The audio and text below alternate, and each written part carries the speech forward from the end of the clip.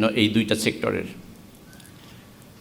আপনারা সবাই জানেন 2009 থেকে 2023 এই সময়ের মধ্যে বাংলাদেশ থেকে পাচার হয়েছে $234 বিলিয়ন।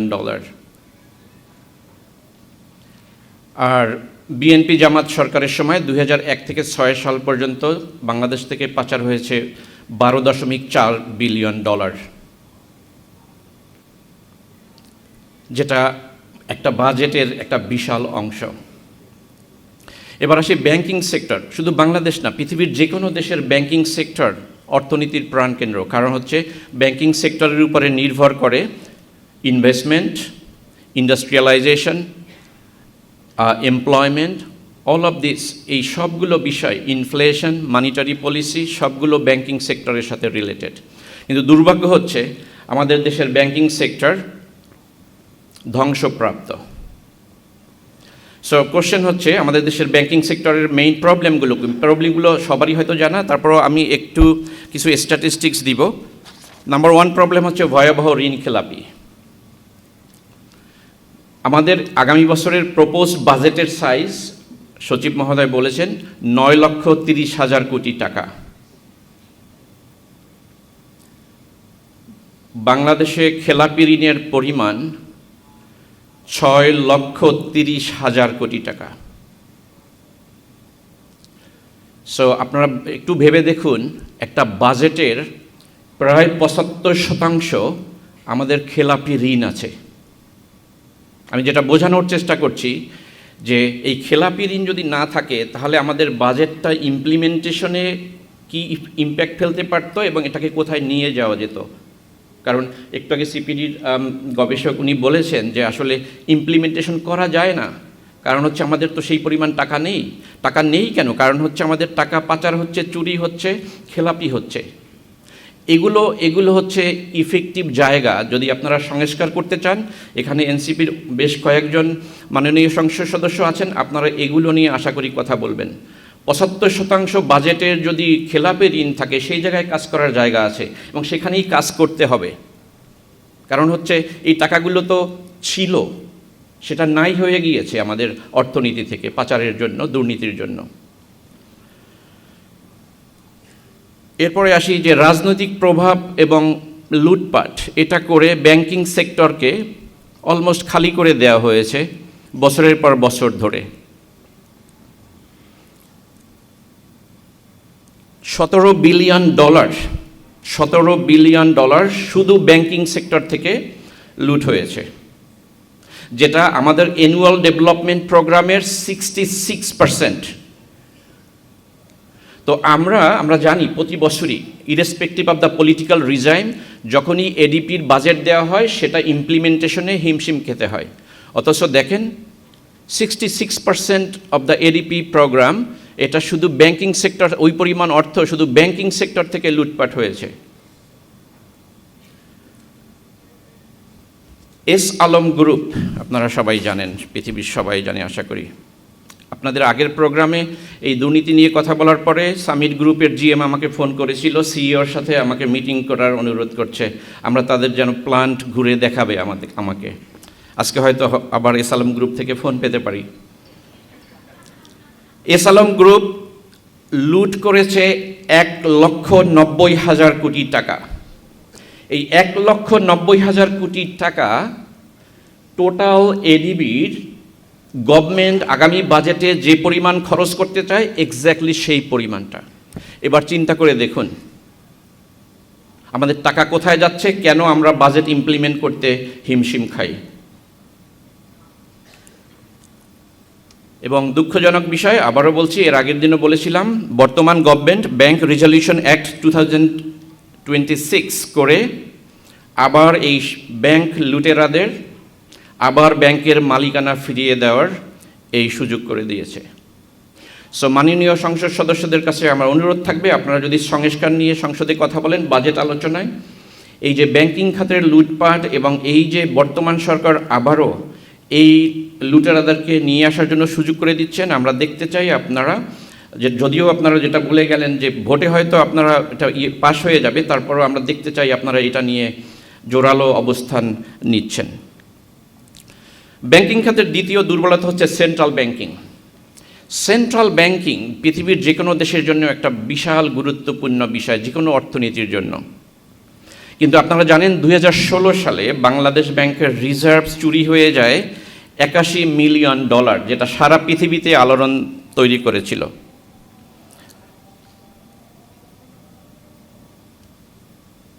আমি কি আজানের জন্য বিরতি নিব? আচ্ছা, থ্যাংক ইউ। $81 মিলিয়ন বাংলাদেশ ব্যাংকের রিজার্ভ থেকে চুরি হয়ে গেছে, এবং আমরা জানি আমাদের এর সাথে রতি মহারতি সবাই জড়িত ছিল। এবং আমরা আশা নিয়েছিলাম আবার এই বর্তমান সরকার এই বাংলাদেশ ব্যাংক, যেটা আমাদের কেন্দ্রীয় ব্যাংক, এটাকে আবার সচল করবে। দুর্ভাগ্যজনকভাবে আমাদের মাননীয় প্রধানমন্ত্রী, আমার ধারণা শুধু বাংলাদেশে না সারা পৃথিবীতে রেকর্ড করেছেন। একজন ঢাকা ইউনিভার্সিটির, আমি সম্মান রেখেই বলছি, কারণ আমি central banking university of British কলাম্বিয়াতে আমি মনিটারি পলিসি সেন্ট্রাল ব্যাংকিং পড়াই ওখানে।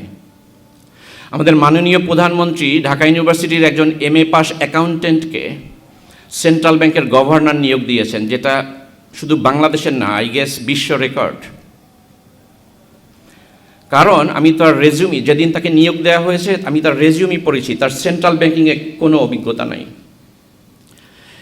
এবং আপনাদেরকে আমি বলছি, এবং এটা কেন করা হলো, আই গেস মাননীয় প্রধানমন্ত্রীর হয়তো বিন্দু পরিমাণ ধারণা নাই যে একজন সেন্ট্রাল ব্যাংকের গভর্নরের পৃথিবীর যে কোনো জায়গায় গভর্নরের পোস্ট যে কোনো অর্থনীতির জন্য সেই দেশের যে কোনো মন্ত্রীর চেয়ে গুরুত্বপূর্ণ অর্থনীতির জন্য। তো কোশ্চেন হলো, কেন এই নিয়োগ দেওয়া হলো? সব প্রতিষ্ঠানগুলোতে যেভাবে রাজনৈতিক নিয়োগ দেওয়া হচ্ছে সেইভাবেই এই নিয়োগও হয়েছে। এই পৃথিবীতে এখন সবচেয়ে দরিদ্র দেশগুলোর মধ্যে অন্যতম হচ্ছে সুদান। সুদানের সেন্ট্রাল ব্যাংকের গভর্নর মিস্টার সালাম হাসান ইউএসের একটা বিখ্যাত ইউনিভার্সিটি থেকে PhD করা, পৃথিবীর দরিদ্রতম দেশের গভর্নর, ইকোনমিক্সে US থেকে PhD করা। সেখানে একজন অ্যাকাউন্টেন্টের সেন্ট্রাল ব্যাংকে কোনো কাজ নাই, সেন্ট্রাল ব্যাংক গভর্নরের অ্যাকাউন্টেন্ট হিসাবে কোনো কাজ নাই। সো আমি আশা করব যে এই আপনারা যদি আর্থিক খাতকে রিপেয়ার বা রিফর্ম করতে চান, মাননীয় সংসদ সদস্যরা এই পজিশনগুলো যদি রাইট জায়গায় রাইট পিপল বসানো না হয় তাহলে সেই সংস্কার সম্ভব না। সো কথা হচ্ছে যে আমাদের ব্যাংকিং খাতে করণীয় কি? আমাদের আসলে আলফা জেনারেশন, জেনজির পরে যে আলফা জেনারেশন, করণীয় আমরা সবাই জানি। ক্লাস 8-এর একটা ছাত্র আমার ধারণা বাংলাদেশের, এরা এত সচেতন, তারা জানে করণীয় কি। সো প্রবলেম হচ্ছে দুর্নীতি। সো এই দুর্নীতি কিভাবে কমানো যাবে সেই বিষয়ে কনস্ট্রাকটিভ আলোচনা আমরা দেখতে চাই এনসিপির সংসদ সদস্য সহ সব নেতাদের কাছ থেকে। সো বাংলাদেশ ব্যাংককে পুরোপুরি ইন্ডিপেন্ডেন্ট করতে হবে, এর কোনো বিকল্প নাই। যেটা জুলাই সনদে ক্লিয়ারলি ছিল, আমি জুলাই সনদ অনেকবার পড়েছি, তো সেই সংস্কার তো রিজেক্ট করে দেওয়া হয়েছে। ব্যাংক পরিচালনা পর্ষদ যেটা, সেখানে ঢেলে সাজাতে হবে। এটা হচ্ছে ব্যাংকিং সেক্টরে। আমাকে প্রশ্ন করা হয়েছিল যে রাজস্ব খাতের যে বিষয়টা, সেটা নিয়ে যেন একটু আমি আলোচনা করি, সময় সংক্ষিপ্ত। রাজস্ব খাতের বড় একটা সমস্যা হচ্ছে আমাদের ট্যাক্স কালেকশন, যেটা বললেন উনি, যে tax collection, tax GDP ratio পৃথিবীর নিম্নতম দেশগুলোর মধ্যে অন্যতম বাংলাদেশ, যেটা 6.6% ট্যাক্স টু জিডিপি রেশিও। তার মানে হচ্ছে বাংলাদেশে যখন 100 টাকার জিডিপি উৎপাদন হয়, গভর্নমেন্ট মাত্র 6 টাকা ট্যাক্স পায়। উন্নত দেশগুলোতে এটা 25 থেকে 35, আমাদের পার্শ্ববর্তী দেশ ভারতে হচ্ছে 18% পায়, ভিয়েতনামে সেটা 19%, আমাদের দেশে 6.6% অনলি।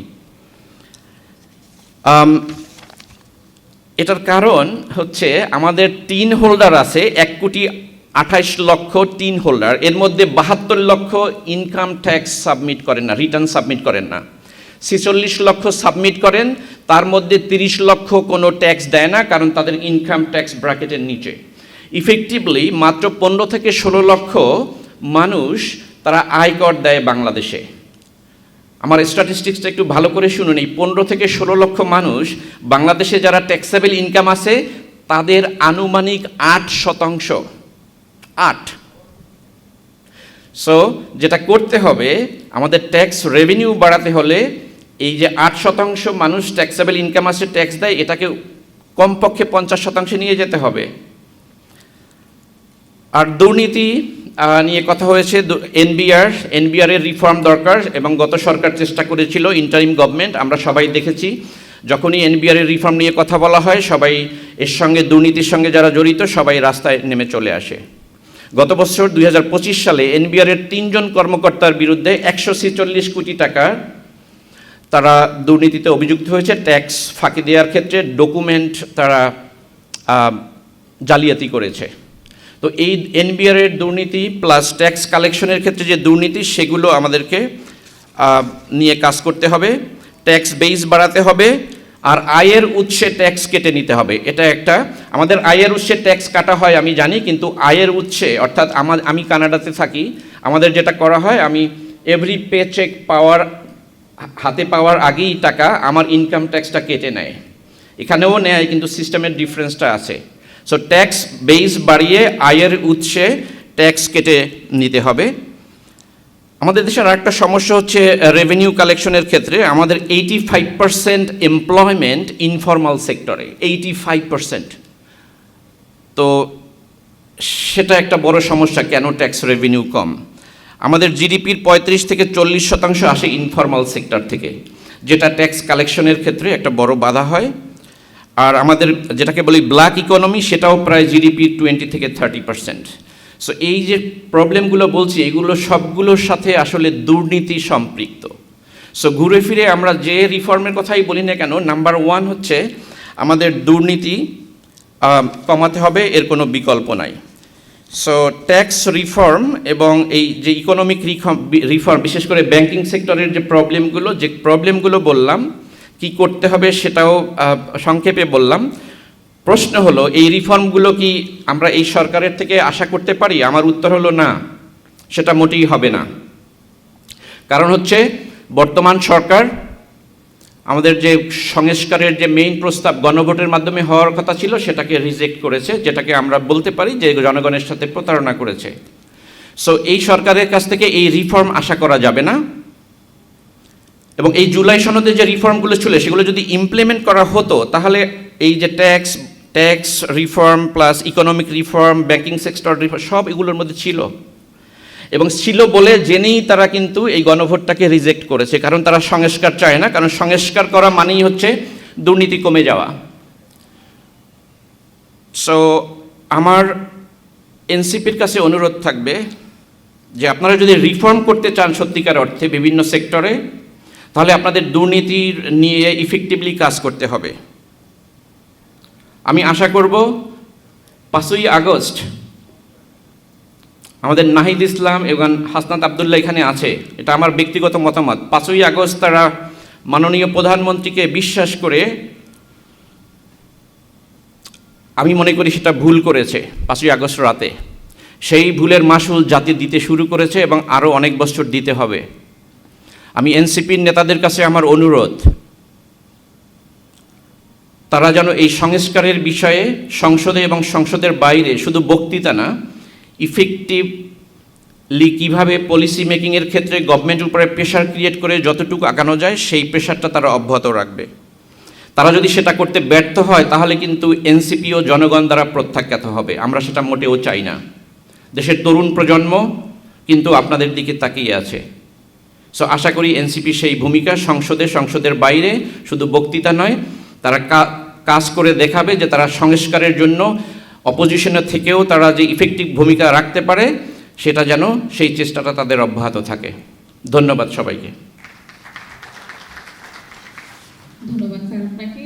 আপনি আরো বাস্তবসম্মত দুর্নীতি যে একটা জাতির জন্য কত বড় অভিশাপ বোঝানোর জন্য অনুষ্ঠানের এই পর্যায়ে আমরা আমি স্যার বিদেহী আত্মার মাগফিরাত কামনা করছি।